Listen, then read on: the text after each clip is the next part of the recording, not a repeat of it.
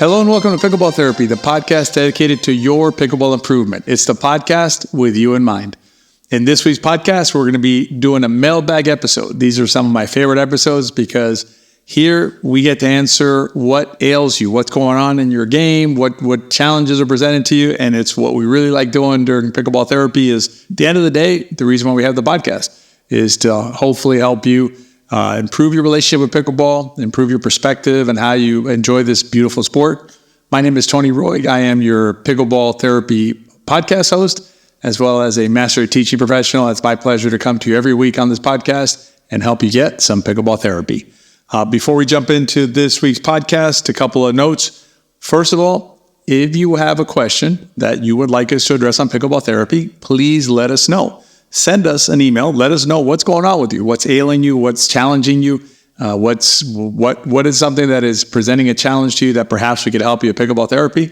You can send us an email at therapy@betterpickleball.com. So therapy@betterpickleball.com, and that email will get to us with your question. It's helpful if you let us know in there whether we can use your name. That's helpful. That way we know whether we can reference you. If not, we'll just ask the question anonymously. And here's the thing. If you're dealing with something out there, we want to address it. But my guess is you're probably not alone. What I mean by that is there's other players out there who are probably facing the same things that you're facing. So having the question gives us an opportunity to help you and also help lots of other players. So please feel free to send those to us. The other thing before we get started is that we have our Dallas camp, still have some spots left open in them. If you're in the Dallas area or can get there in November around USA Pickleball Nationals, the week after, we are having 2 camps there. These camps are a lot of fun, and they're one of the few chances that players get to be on court with both CJ and me. It is an awesome experience, so highly recommend you check those out. Also, make sure you be on the lookout for our upcoming mini-series. It's basically when we start a new class, we have a mini-series, lets you come in, get a sort of a flavor for how we teach and the way we look at pickleball and the way we help pickleball players. So make sure you're on the lookout for our upcoming mini-series. You can check that out. And if it's your time, we'll see you inside the pickleball system class. All right, let's jump into the mailbag and see what's going on. Letter number 1 we got is from Jeff, and it has to do with picking a pickleball coach. How do you pick a pickleball coach? And this is going to relate to the program I just mentioned that CJ and I have, the class that CJ and I have, because there's a way of thinking about pickleball that is unique to how we come to the game, or how we teach the game, I should say, which is we use an approach called the FOSS approach, FOSS, like flossing your teeth, but without the L. And it stands for framework, objective, strategies, and shots. What we find is that a lot of players out there end up chasing shots and some strategies. And not a criticism of coaches out there. Some coaches out there, that's what they can do. They can teach you how to hit a dink or a third shot drop or a volley, things like that. There are other coaches, and CJ and I are among them, who go beyond that and teach you the framework of pickleball. In other words, the analogy that we like to think about is, metaphor, I should say, that we like to think about is a puzzle. I give you 1,000-piece or 10,000-piece puzzle, and I say, let's build this puzzle. My guess is you're going to say, well, where's the box cover, right? Where's the picture of this puzzle so I know what I'm trying to build? What happens is a lot of players out there don't have the box cover. Yet they're trying to build a pickleball game. So what do? They just have a bunch of pieces. And maybe they can put 2 together here and 3 or 4 together over there. And maybe the corners, because those can be identified. And some of the edge pieces, okay, I start seeing what's going on a little bit. But it is a very cumbersome and long process to try and build a puzzle without a box cover. So what I would suggest to you is that if you're trying to pick a coach, what I would do is I would ask that coach what their philosophy is on how they teach pickleball. How do they come at the game? What will you be learning during your pickleball training with that coach? And it's fair to ask questions because you are entrusting your pickleball, right? Which is an important component of your enjoyment, your relationship with this game. You're entrusting that to this coach. So asking some questions ahead of that, in the front end will help you make sure that you find a coach that meets your expectations. Our suggestion is it's a coach who can teach framework, can teach objectives, then from there teach strategies and shots, give you the bigger picture of what's going on the court, not simply teach you some shots and then hope that you can figure it out yourself or put it together yourself. So that's the answer to letter number 1. Ask them their philosophy and make sure that they have a framework component to what they're teaching you. All right, letter number 2 is about paying it forward. This one comes from Minders. And what he's talking about here is basically, to remember that we once were welcomed into the sport, and to remember that when we're interacting with other folks out there. We mentioned this, I believe it was the last podcast, we talked about metrics, some different metrics, and one of them was, making sure that you're the one that you're at least attentive to somebody new coming to the courts, and if that person is not being received by other players, make sure that you make it your job to receive that player, to go interact with that person. They're a human being. They want to enjoy the sport as much as we do, and I think it's important for all of us to take a role with that. And I wanted to give you an update on CJ and my metric. So one of the metrics that I had mentioned in last week's podcast had to do with giving the gift of pickleball.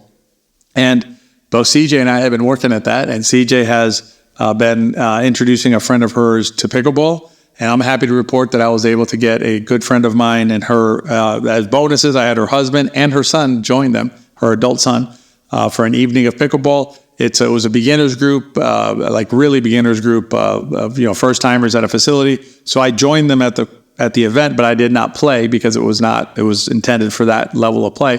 But I was there and I helped the court figure out where to stand and the scoring and things like that. It was a lot of fun.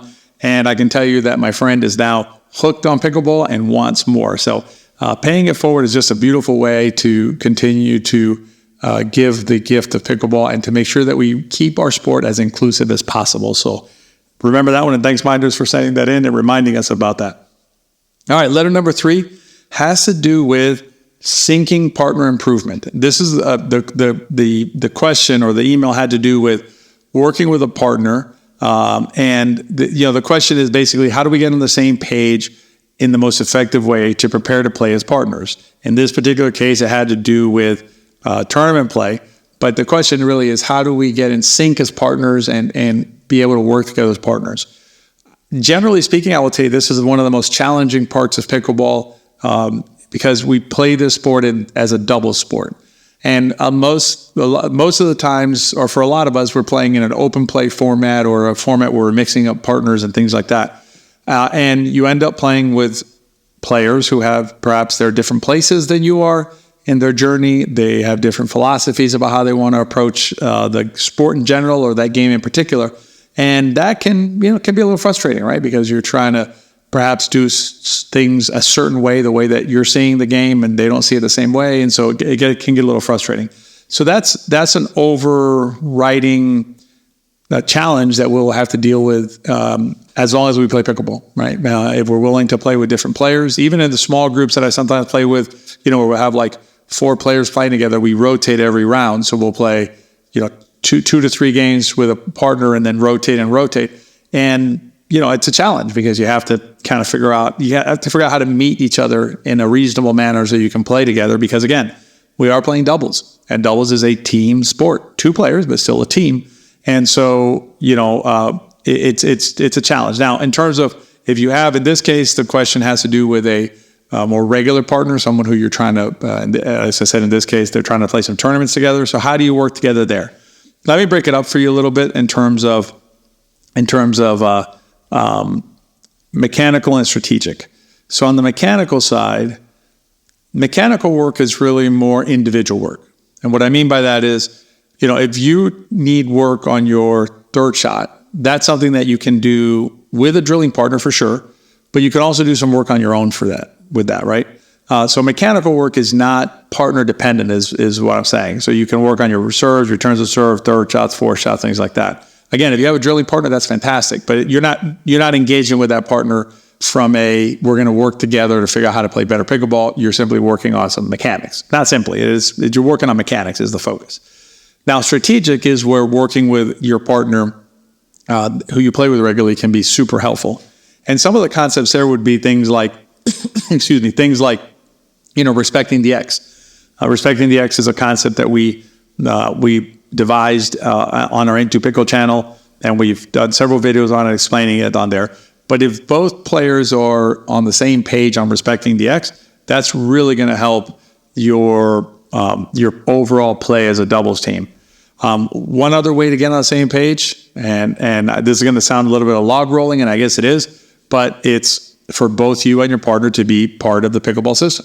Because then you're talking the same language, you're speaking the same language, you're understanding the objectives the same way, you're receiving your pickleball knowledge from the same source, and so that really syncs you up with your partner and helps you improve. So hopefully that helps with syncing with your partner, and if you're both intent on improvement, that's a really good approach.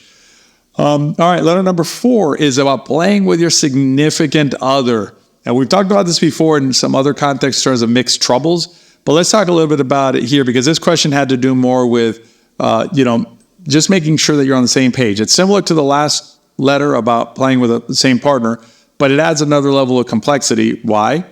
Well, 2 reasons. 1, it's mixed doubles. 2, it's your significant other. It's the person who you have to go, you not have to, but you want to go home with after you play pickleball.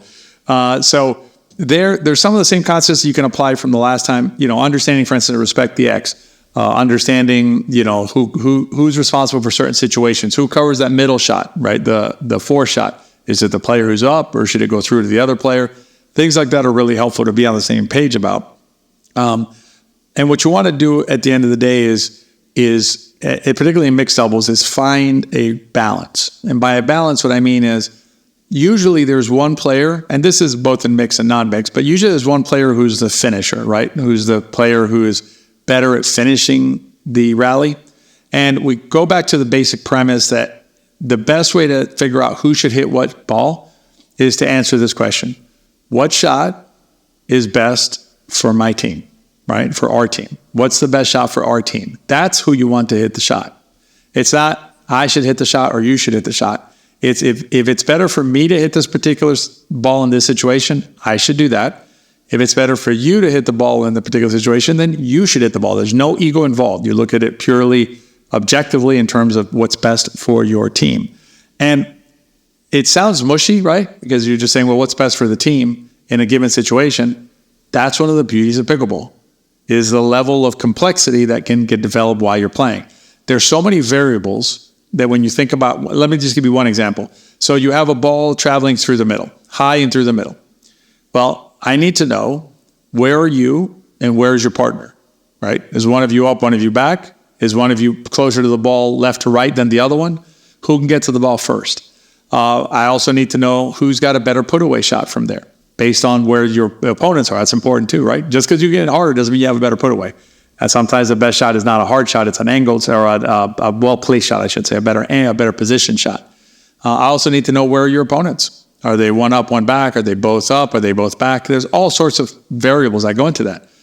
Once you put that all in the black box, if you will, and shake it up, there's an answer that comes out. And the answer will be that I should hit that ball or you should hit that ball in that situation.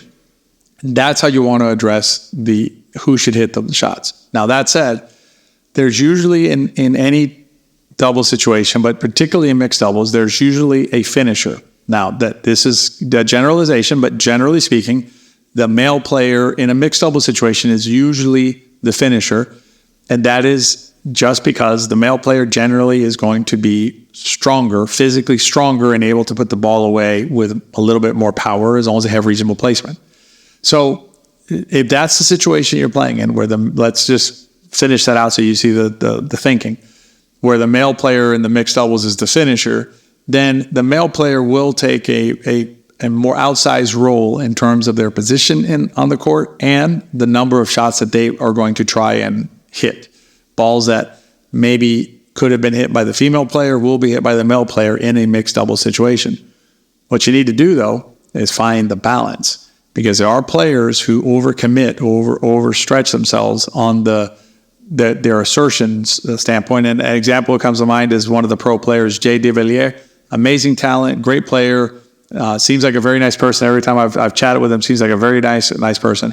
But when I see him playing mixed doubles, he has a hard time finding that balance. And he tends to be too far over on the, I'm going to hit every shot, as opposed to, okay, maybe I can dial it back a little bit and let my partner hit some more balls. There are situations, though, where the the player will go too far the other way, which is a player who doesn't come over enough to finish and provide assistance in those situations. So you got to find that balance. But one thing I'm going to tell you, when you're playing with your significant other, there's a video that we did. It's on our Into Pickle channel. I'll put the link in the show notes. We call it the Hackenberg rule. You need to find a way to make physical contact with your partner between rallies. Totally changes the dynamic. It avoids pressure building up, meaning like that steam building up inside. And it's physical contact, not a paddle tap. It's very different. So I'll put a link in the show notes, or you can go to Into Pickle and search Hackenberg with it's Hackenburg, the Hackenberg rule. The Hackenbergs are legendary players from Michigan, a husband and wife combo that have been playing pickleball together for a long time. Very good team, lots of medals, but they go through trials and tribulations like anybody, and they have this rule where they have to touch every time. You'll see it.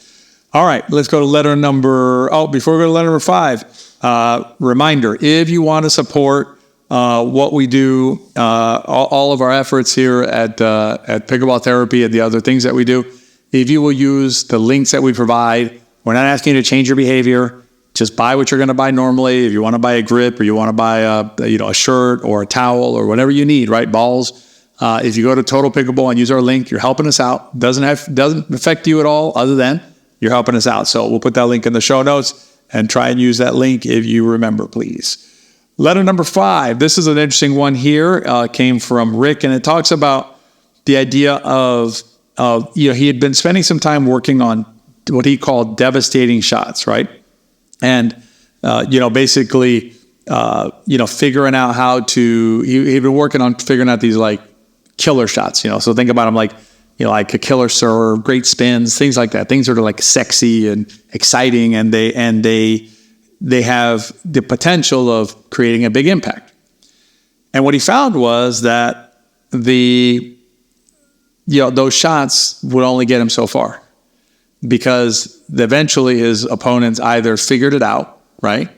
Or he was now playing against opponents more at his level, and those shots don't work anymore.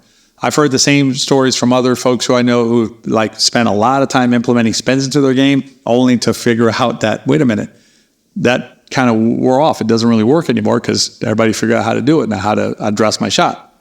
So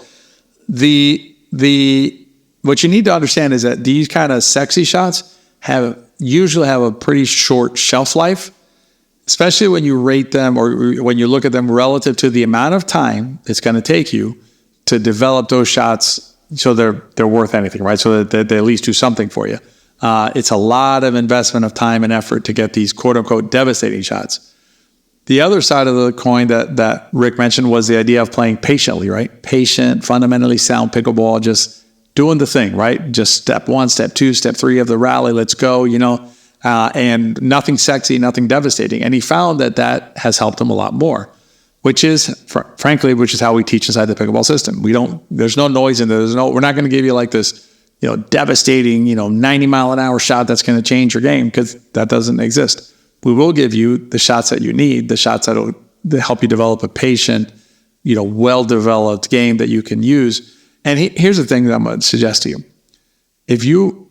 If we use the pros as the standard bearers, right, for the highest form of our game, meaning they play the type of pickleball that works for the best players against the best players, then what you'll see what Rick referred to as being a patient, disciplined, fundamentally sound game. That is the game the pros use. The pros don't hit trick, devastating shots. You hardly ever see a pro hit a trick shot because those shots don't work. What works? Patience and discipline. And again, inside the pickleball system, you'll get plenty of that, which is really what you need to play your best pickleball. So that's the mailbag episode. If you have any questions or any things that you would like us to chat about, challenges you're having, please send us an email at therapy@betterpickleball.com. And we'd love to answer your questions and to engage with you in any way we can constructively to help you improve your relationship with pickleball. And as we end every week, please rate and review us. It really helps the podcast. You have really you've really gone to bat on this and really appreciate it. We see the reviews coming through, and we see the impact it's having with the podcast, reaching more players just like you who could benefit from some pickleball therapy. And the last thing, as always, if you enjoy the podcast, please share it with your friends, because if you enjoy it, they probably will too. Have a great week, and we'll see you next time.